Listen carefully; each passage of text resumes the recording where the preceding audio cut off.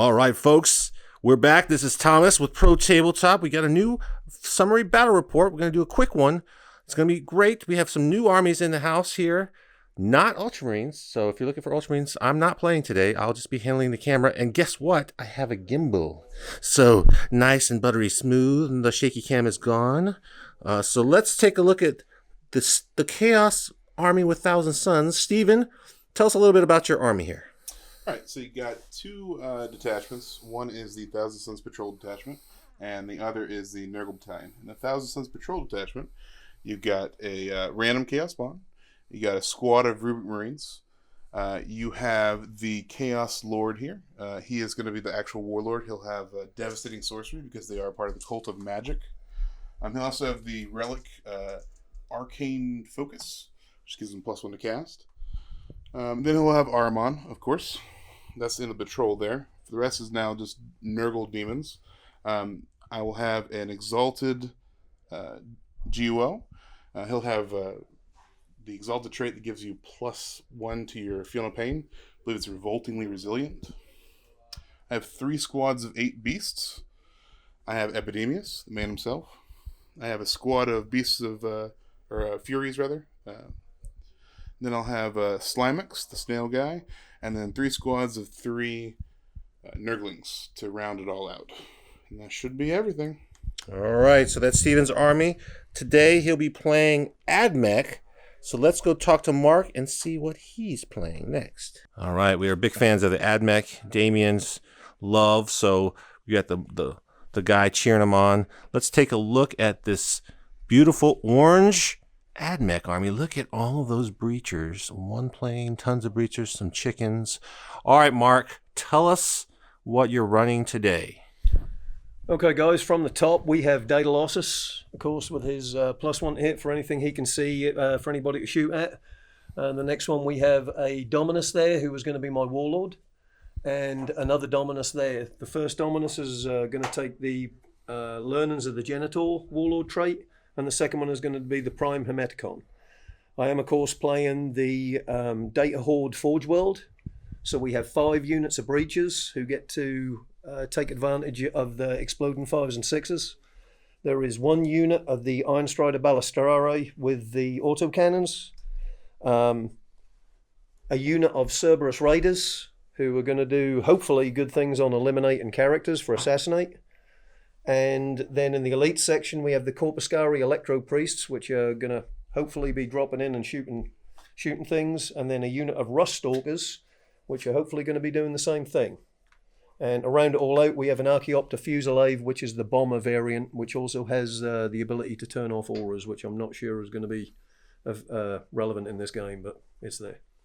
All right, thanks. All right, so we'll come back when we look at the mission and the terrain setup. All right, today we're going to be playing Priority Target. This mission, you see we have the diagonal deployment, 5 objectives.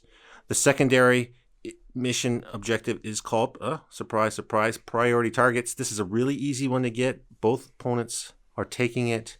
Basically, we're going to get to move the objectives, and then each person is going to select one, and you score points if you hold one or if you hold both, so at the end of your turn. So that's a pretty good one to get. So let's take a look real quick at the board before we move the objectives. We have 5 objectives there in the center. You see a lot of ruins surrounding all the pieces. This is all player-placed terrain.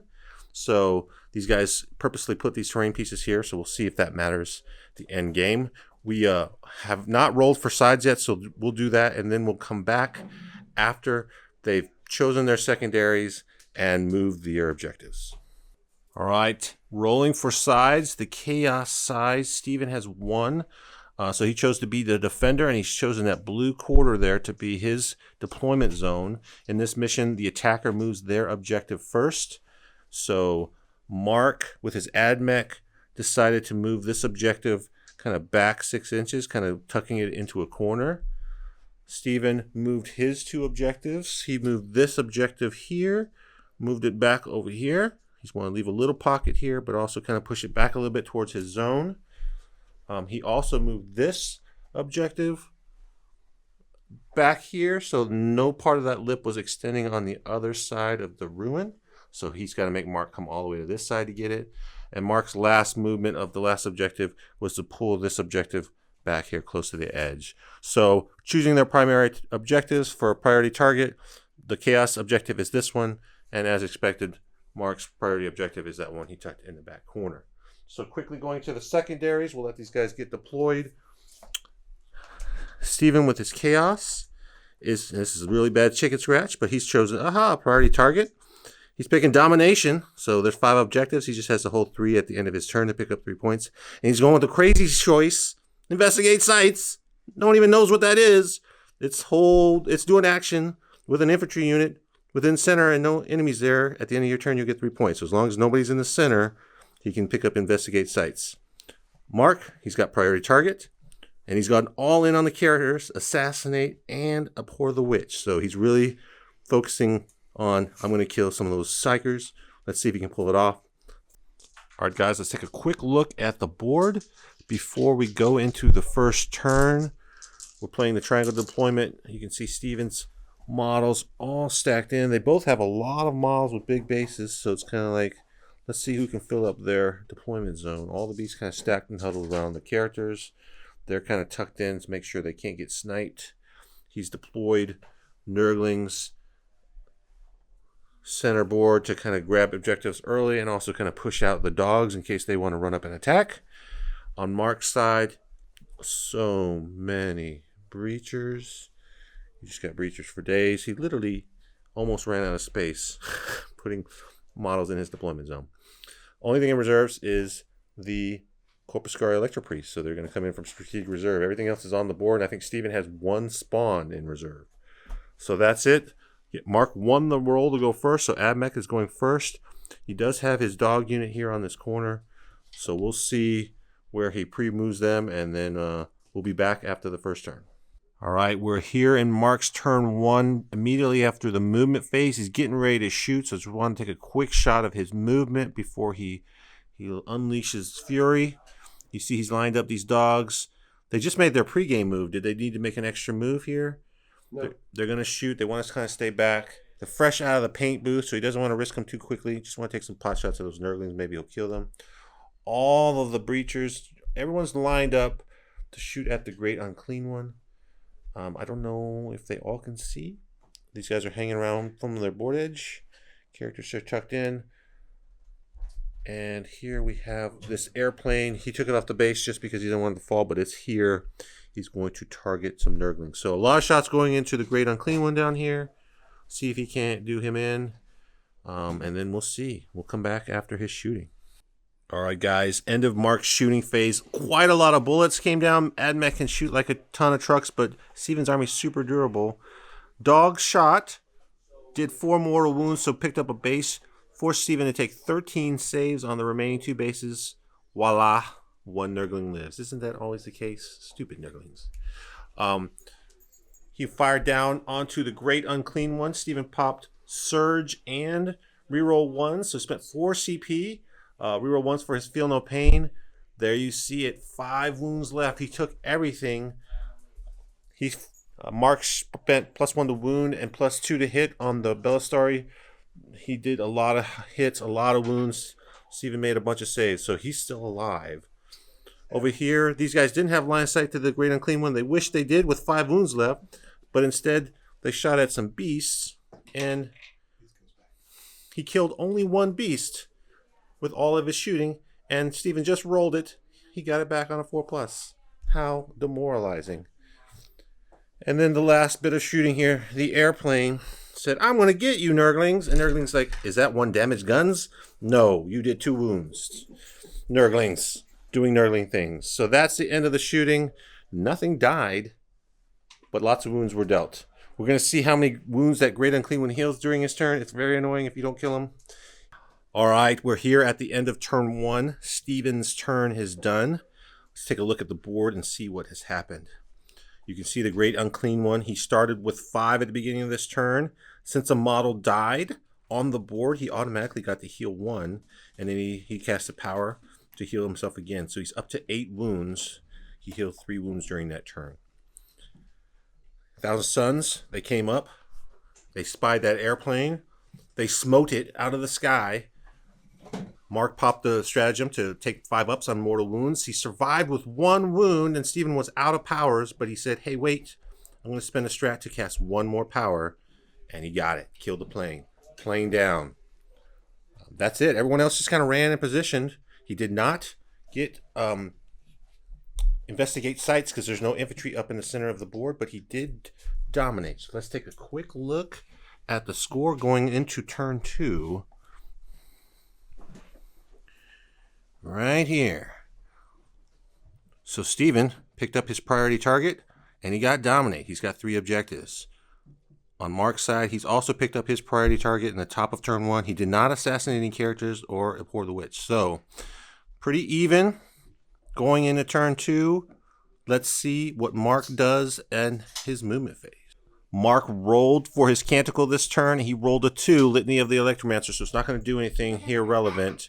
But you can see where he's moved. So he's moved up these guys. He's kind of centrally focused on his 2 Dominus here. This guy and this guy, so that they can give reroll 1 bubbles to his shooting. He's kind of eyeing that Great Unclean One with 8 wounds left. If he kills him, and from a secondary perspective, he gets an Assassinate and an Abhor the Witch. So this guy's worth quite a bit of points. He's lined everyone up to shoot. Again, since the Great Unclean One is 18 wounds, that piece of ruin does not obscure him. So he's not, that does not work for giant ruins.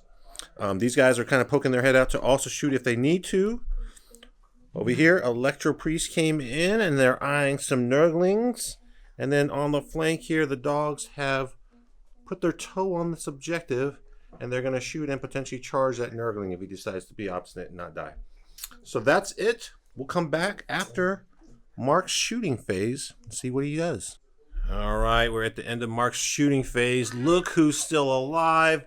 The Great Unclean One surged and popped reroll 1s to hit. Mark decided to still shoot at him anyways. 8 wounds turned into 4. Well, 3. I think he healed 1. Oh, he did heal 1, so he was on 3. But he healed 1 because a model died. So he was back to 4. Crazy resilient. Over here, another surprising thing. Electro Priest shot at these wounded guys. And an impressive display of 5s. They're still alive. Stupid Nurglings doing Nurgling things. The dogs over here, they did manage to kill 1 Nurgling base. Just barely. And so they have that objective. So now it's on to turn 2. Stephen did pick up 15 on the primary. He didn't even need this actually Nurgling to live. Actually, he did. That's what gave him 15, was this Nurgling right here. Pesky Nurgling. Surviving all the Electro Priests. So let's go to Stephen's turn 2 and see what he can do. All right, we're here at the bottom of turn 2. Stephen's completed his movement phase. He's about to do Psychic, so that's where he does the majority of his work. These beasts are really out of position to charge anything big this turn. I think he's run with both beast squads? No. Just this one? The squad ran, that's what it was. Okay, so this one can charge. So they may charge. They walked up. These guys ran. They were in the forest. They needed a 5 to make it to the objective. They rolled a 6. So they're in. He's got more models on the objective, so he'll take that from him. He did the action here with these Furies, so investigate sites. So he's going to get that into his turn. These beasts also walked up. They ran. These guys ran. The Nurgling fell back, but he's got that objective on lockdown. And we brought a spawn in. This is his board edge, so he's able to come in really close. He's potentially trying to threaten those Electro Priests. So that is his turn. All right. We're here at the bottom of 2. It's a slap fest. Like Stephen made the charge, came in hot, did 1 guy, got killed. He fought back, did nothing. He lost the beast. Oh, I missed it. He didn't lose a beast over there. Over here, spawns on 3 wounds. He made 5 out of 6 feel no pains. Armor saves. Armor saves? He made a lot of saves. He made a lot of feel no pains. Whatever it is, he's alive. So yeah, that's not a lot happened. So in the smiting phase, the psychic phase, right here, they did their work. They killed 3 out of the 5 there with smites and targeted mortal wounds. And then we saw these guys run up. So at the end of the turn, really quickly, let's look at the score sheet. Stephen, is going to pick up his priority target again. He did get Dominate. He's all over the board. He investigated some sites with those Furies. Mark picked up his priority target, but none of the others. So let's go to turn 3 for Mark and see what he can answer back with. All right, we're here at the top of turn 3, Mark's turn. He's moved up. His plan is still to try to assassinate the GUO, who is sitting on 7 wounds. You see a big mass here. It's kind of hard to tell squads. There's 2 squads that are locked in combat with the beasts, but we do have this one squad here that's moved up. That squad's moved up. We have this unit of chickens, Bellastari Iron Striders, and we have this unit that's moved up. They're going to try to shoot downrange and then potentially charge in those beasts. These guys ran because they wanted to take a pot shot at the characters, but they flubbed the roll, rolled a 1. They're in the crater, so they're slow, so they just kind of shuffled up there, try to stay out of the way and be on the objective. Over here, these guys just moved up. They're going to try to take some pot shots, see if they can't punk this one Nurgling, maybe. I'm not sure what they're going to shoot at. Maybe they're going to shoot at the Great and Clean one. Electro Priests dilly-dallied. They kind of decided what can they do, and they're going to just stay in combat and try to finish off that spawn. It's a big, massive beast there. Don't know what to do there. And he opted to leave these guys. He was thinking about redeploying them with their stratagem to bounce to the other side, but elected to just hang out. So let's go to Mark's shooting phase, and then we'll be back. Okay, guys, we're here at the end of Mark's turn 3. He had the top, he did his shooting, and a joyous cry was let out as the Great Unclean One, after taking so many shots, finally went down. The snail also took some wounds, but is still alive.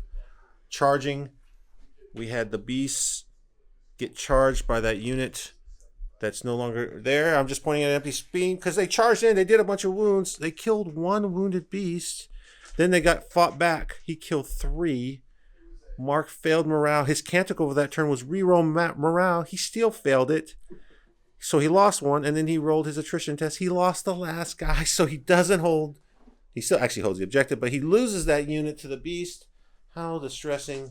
These guys with the Hermeticon, is that the right word? Yes. Got full rerolls, so 2 units that were locked in combat with these beasts fought. Full rerolling explodes, and they basically exploded with every single hit. I think they all hit, and they pretty much all rolled 5. So as many possible attacks you can get out of those 2 squads. Strength 6, wounded on 3 is just 1 damage though. The beast laughed it up. They just took 2 wounds on beast. They passed the morale. Over here, these guys popped off some shots at the Furies and just whiffed. And then Electro Priest killed the spawn, and it happened. So that is the end of Mark's turn. Let's go to Steven's turn 3, see what he does left. All right, so we're in the middle of Steven's turn. He has just finished his psychic phase. Over here, he cast Doombolt and did 2 wounds on the dogs. Doombolt halves his movement, cannot advance. He's doing that just in case those guys decide to fall back. They are in the crater, which would cause them now to only be able to move 4, so probably not going to do that.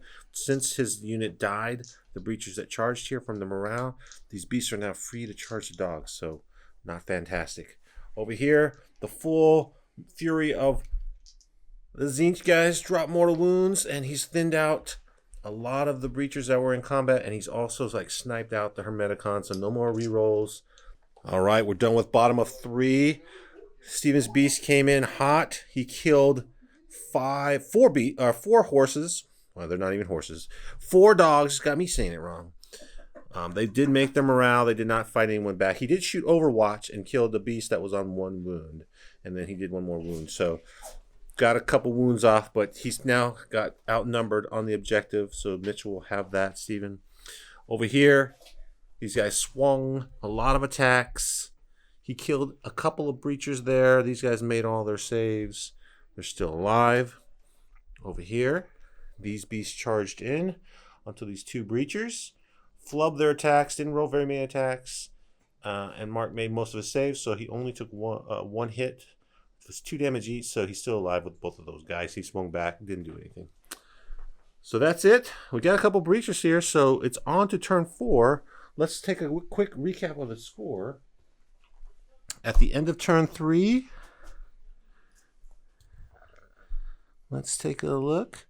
Steven picked up 15 on the primary. Mark only picked up 5. They both got their primary targets. Steven picked up Domination, and he investigated sites. Those Furies just sitting there camping that. Nobody's within 6 of the center to stop it.